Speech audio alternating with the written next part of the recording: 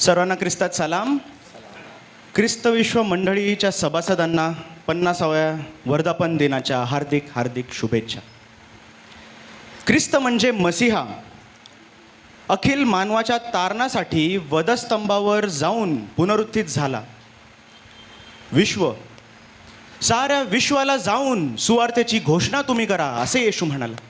आणि मंडळी म्हणजे ख्रिस्ताची वधू जी एका शहाण्या कुमारिकेसारखी कुपित विश्वासाचे, प्रीतीचे आणि दैवी सामर्थ्याचे अधिक तेल घेऊन संयमाने आणि एकनिष्ठतेने त्याच्या वराची म्हणजेच ख्रिस्ताची वाट पाहते. असे आपण ख्रिस्त विश्व मंडळी आहोत. येशू मानवरूप धारण करून या भूतलावर आला. आपण ख्रिस्त विश्व मंडळी आहोत आणि या मंडळीचा जो पाया आहे तो पाया ख्रिस्त आहे. आणि हाच ख्रिस्त मानव रूप धारण करून या भूतलावर आला. 33.5 वर्ष निष्पाप निष्कलंक जीवन तो जगला.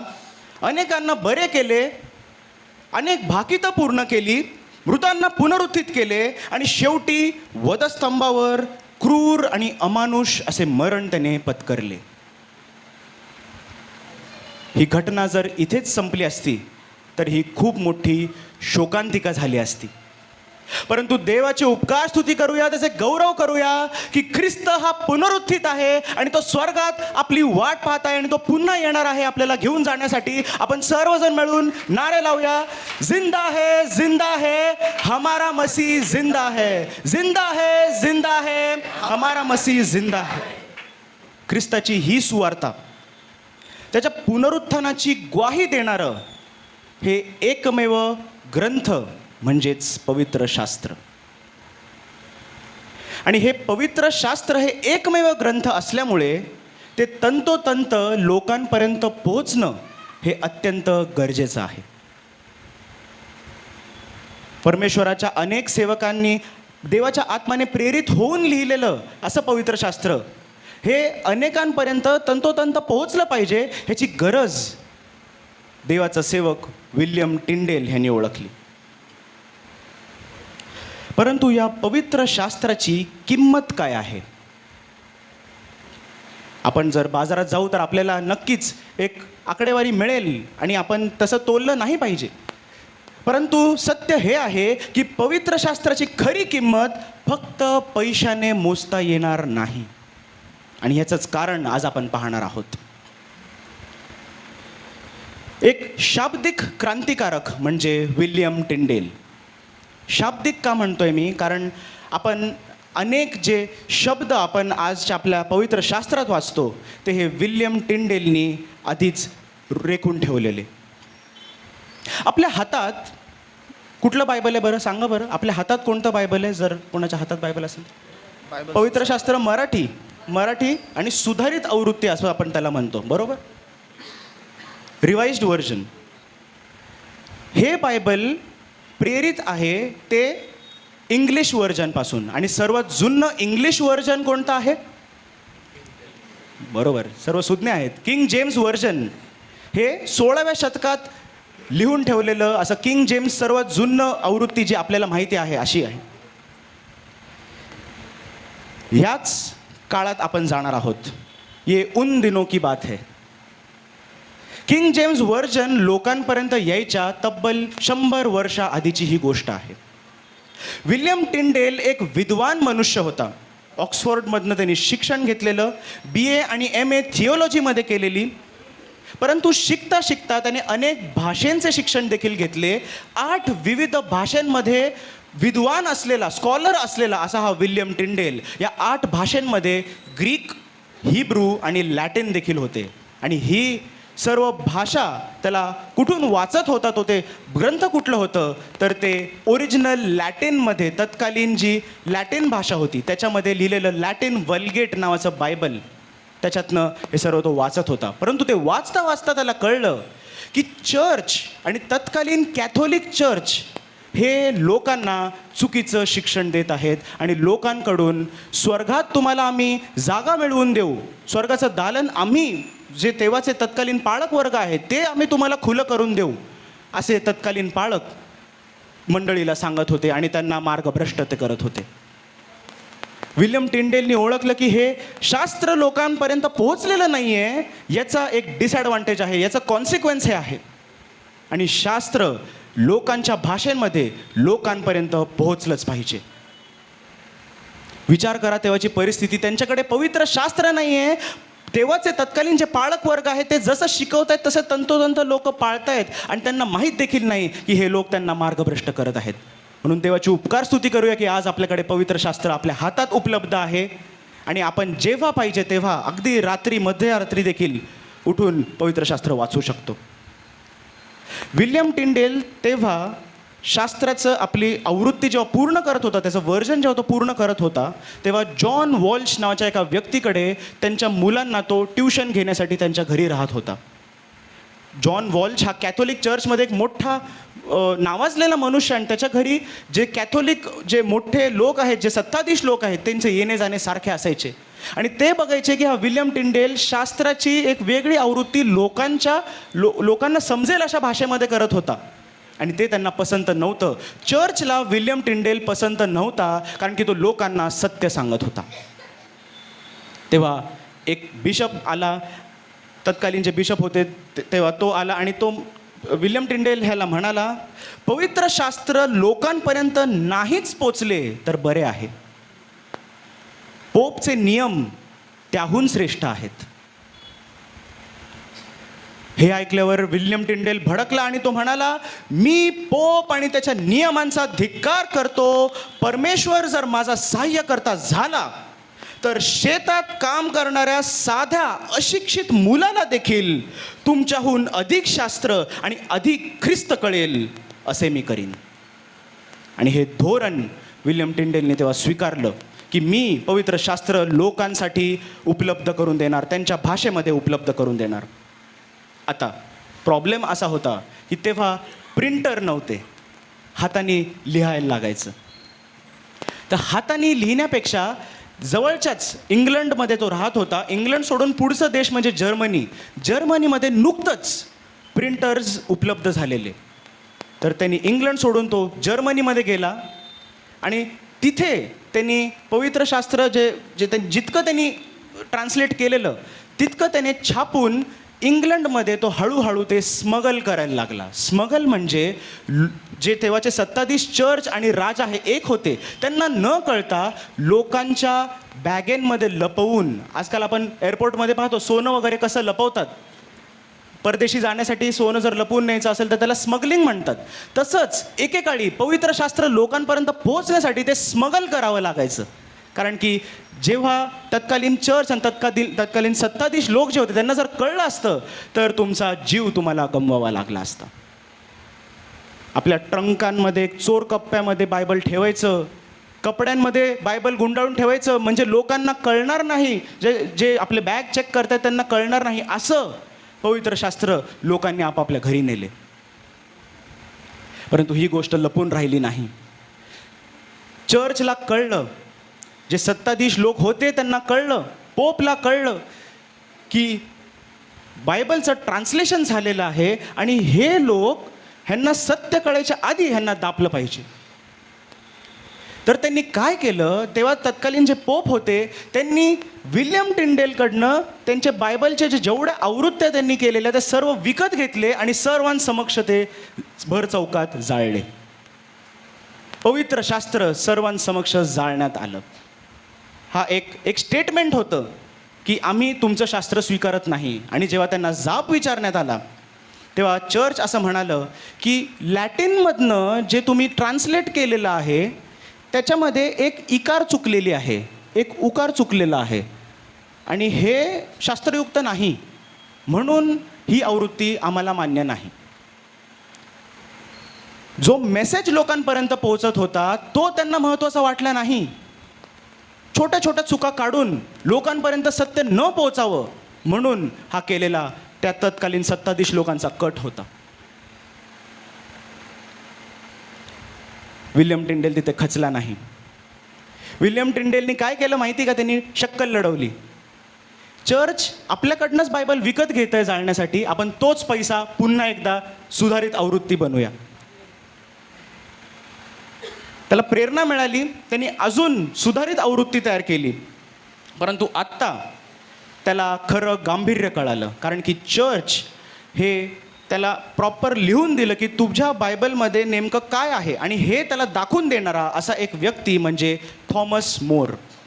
हा जणू काय एक प्रतिस्पर्धी कोणाचा? विल्यम टिंडेलचा. परंतु तो कॅथोलिक चर्चच्या आणि सत्ताधीशांच्या बाजूने होता. हा थॉमस मोर विल्यम टिंडेलकडे आला आणि एक चर्चा सत्र सुरू झालं. त्या चर्चा सत्रात पाच गोष्टी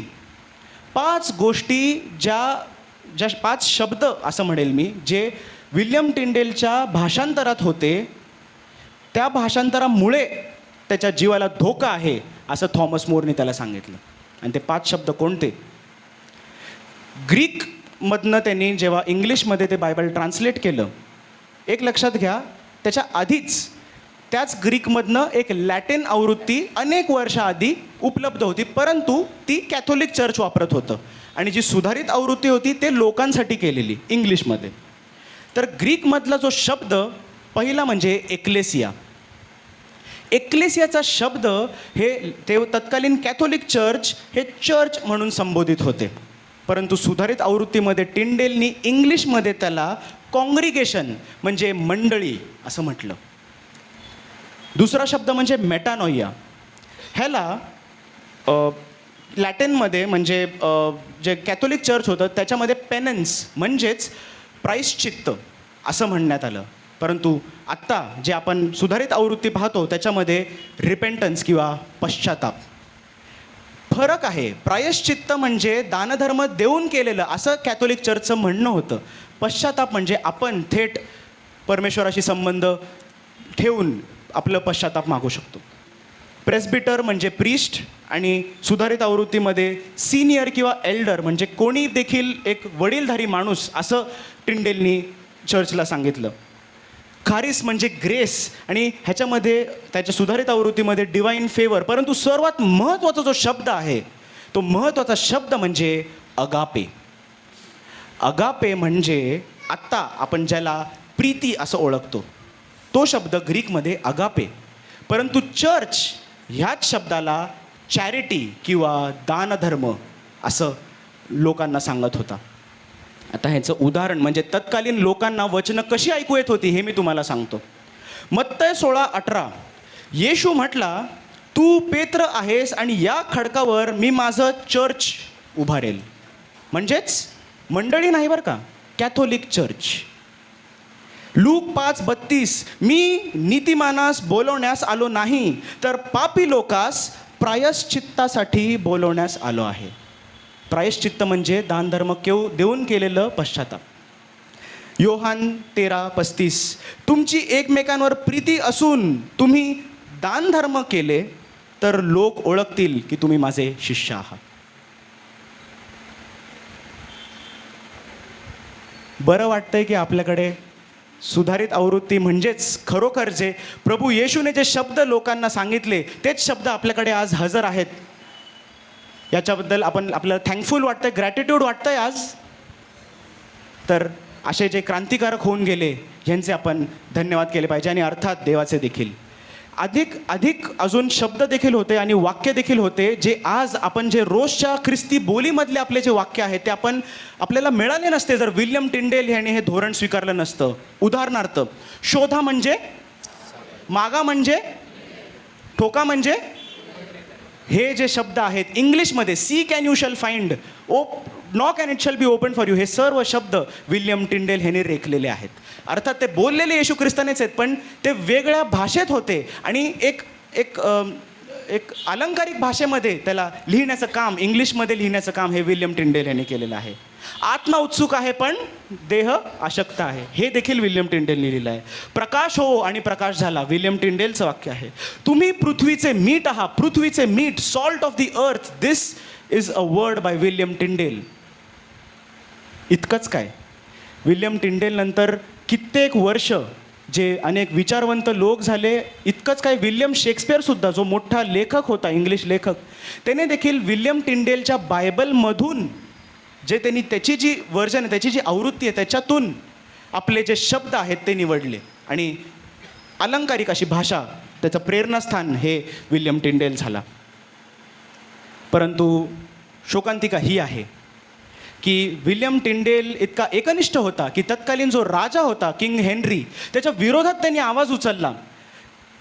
किंग हेनरी ह्याने 7 बायका सोडून त्याचं 8वं लग्न झालं आणि त्याच्या विरोधात विल्यम टिंडेलनी आवाज उचलला. म्हणून किंग हेनरी याने आपले काही लोक, आपले ओळखी वापरून एक मनुष्य, फिलिप नावाचा एक मनुष्य, एक हेर म्हणून त्याच्याकडे पाठवला. विल्यम टिंडेलला मी तुला तुझ्या कामात मदत करेल असं एक खोटं आश्वासन त्याला दिलं आणि अनेक दिवसात त्याच्याशी जवळीक त्यांनी साधली आणि विल्यम टिंडेलचा एक घनिष्ठ मित्र तो झाला. परंतु विल्यम टिंडेलला माहीत नव्हतं की फिलिप त्याला बिट्रे करणार आहे. आणि एक दिवशी फिलिप ह्याने त्याला बाजूला नेले, आपण थोडं खाऊन येऊया असं म्हणाला आणि त्याला राजाच्या ताब्यात दिले आणि विल्यम टिंडेल याला अंधार कोठडीत ठेवण्यात आले. अंधार कोठडी म्हणजे 4x6ची खोली आणि हे लंडनमध्ये आहे, इंग्लंड, जिथे कायम थंडीचं वातावरण, कायम पावसाळा आणि दगडी इमारत आहे, पाणी झिरपत आहे आणि त्याला अंगावर कपडे नाही. आणि अशा अवस्थेत, नग्न अवस्थेत विल्यम टिंडेलनी 16 महिने घालवले. 16 महिने त्याचं फक्त एकच मागणं होतं, मला एक मेणबत्ती द्या, इब्री आणि इंग्रजी साहित्य द्या आणि एक पेन, तत्कालीन जे शाई आणि पेन जे आहे ते पेन द्या, म्हणजे मी माझं उरलेलं काम पूर्ण करू शकेल.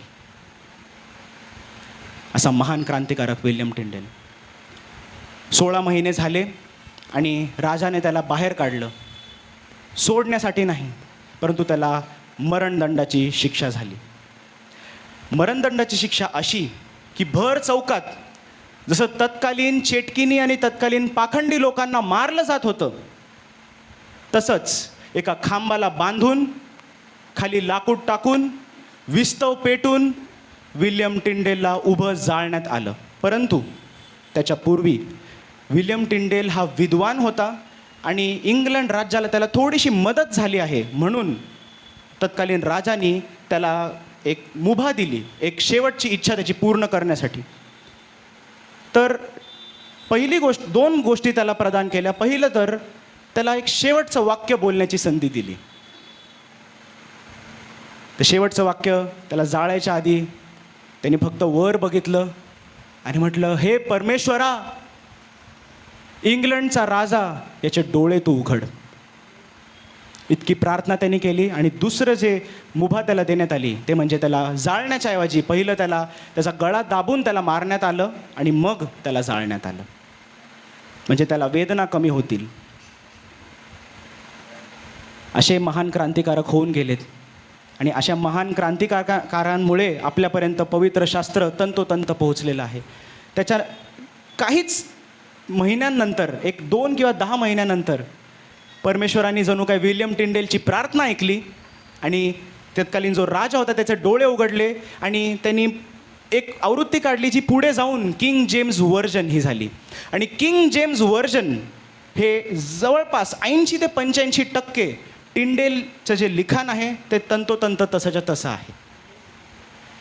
तर देवाची उपकारस्तुती करूया की असे क्रांतिकारक होऊन गेलेत आणि आपल्याला प्रेरणा मिळते त्यांच्याकडून की आपण किती झटून परमेश्वराचा शोध केला पाहिजे आणि किती झटून लोकांना सुवार्ता सांगितली पाहिजे. आपण जे छळ, जे अवहेलना सहन करतो ती काहीच नाही, अनेक सेवकांनी आपल्यापेक्षा कित्येक अधिक सहन केले. परमेश्वराची उपकारस्तुती करूया. आमेन.